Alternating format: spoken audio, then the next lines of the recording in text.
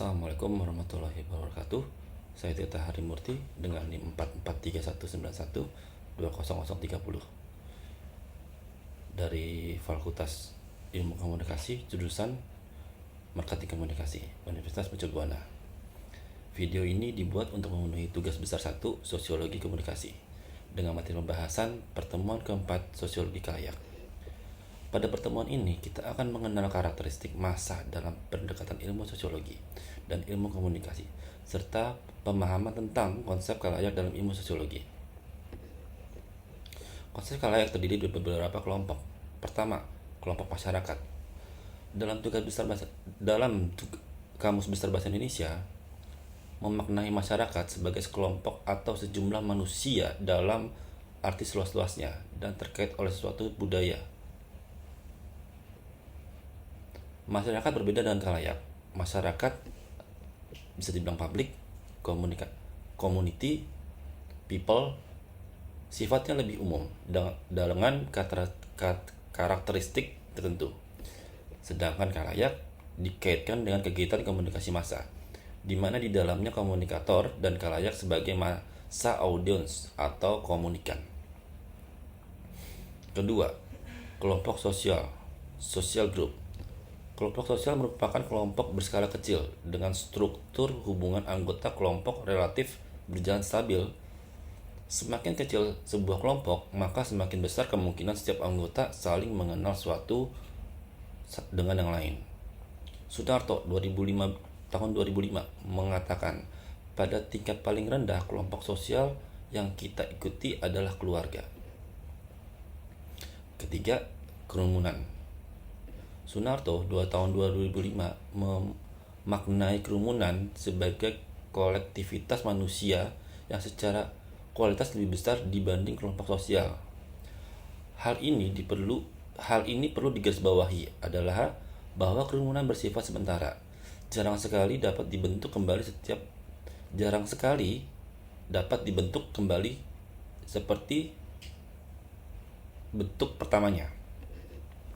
Contoh seperti kerumunan pada pasar ataupun demonstran. Keempat, publik. Bloomer dalam Sunarto tahun 2005 menyebutkan bahwa publik memiliki anggota lebih besar dan lebih lama dibandingkan konektivitas kelompok sosial kerumunan. Tujuan terbentuknya kolektivitas ini untuk menangkan suatu kepentingan atau pandangan dan untuk mengadakan suatu perubahan politik. Komunikasi publik muncul di tengah masyarakat modern. Konteks komunikator yang berbicara di depan umum atau di depan publik disebut komunikasi retorika.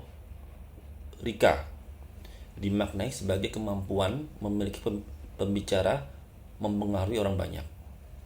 Seperti contoh, presiden berpidato di depan masyarakat atau di depan umum.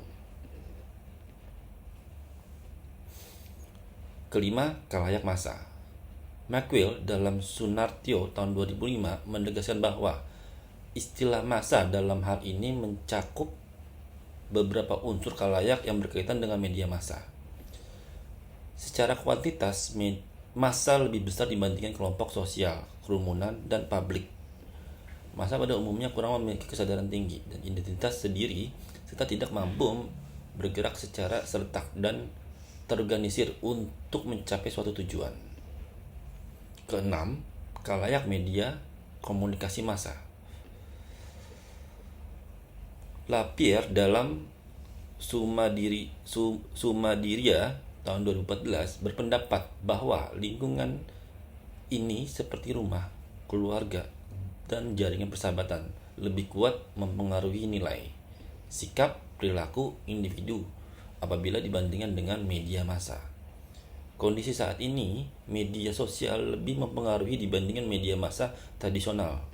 Bahkan media massa tradisional jarang justru mengutip apa yang muncul di media sosial.